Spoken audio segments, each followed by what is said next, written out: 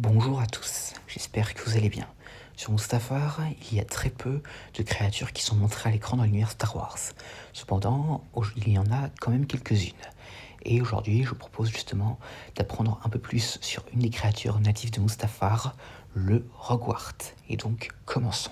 Donc, les Rogwart sont de grandes créatures mesurant 4 mètres de haut, pesant un quart de tonne, avec des crocs massifs et vicieux déchirant la chair et des cornes jumelles courbées vers l'avant au sommet de la tête. Ils possèdent des jambes puissantes, une longue queue se terminant par 3 pinces préhensibles utilisées pour empaler ou saisir un ennemi, et un corps robuste et musclé capable de résister aux tirs de blaster et même à la lave. Et parfois, même si c'est très rare, à certaines blessures de sabre laser. Et la créature possède également de longues griffes aux mains et aux pieds. Donc, les Rogwart sont des créatures de nature agressive et seules prélevées dès leur plus jeune âge peuvent être dressées comme animaux de compagnie ou gardiens. Dans la nature, leur adaptation évolutive faisait des animaux particulièrement adaptés à la chasse aux ennemis isolés. Se dressant sur deux pattes arrière, ils utilisent leur croc acéré et leurs griffes redoutables et leur queue épaisse pour maîtriser la proie.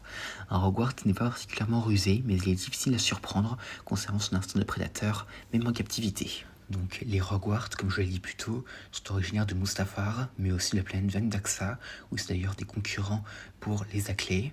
Et à un moment donné, ils ont été convoités par les seigneurs de guerre de la planète Kalish, donc la planète d'origine du général Grievous.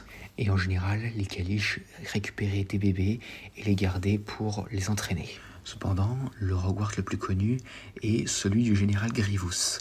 Et celui-ci était bien différent de ses congénères car il avait été amélioré pour protéger la forteresse de Grievous sur la troisième lune de Vassek. Il était recouvert d'une épaisse armure et de 2 paires de membres cybernétiques attachés à son dos.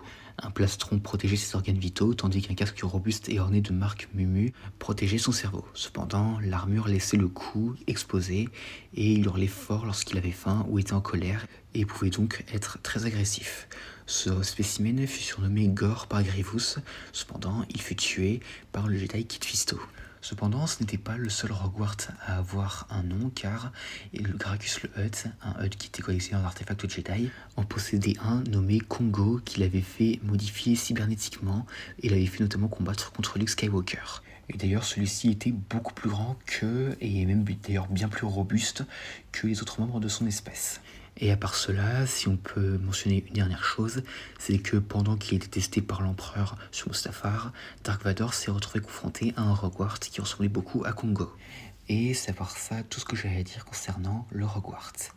Pour la petite anecdote, la créature est grandement inspirée du Minotaure de la mythologie grecque.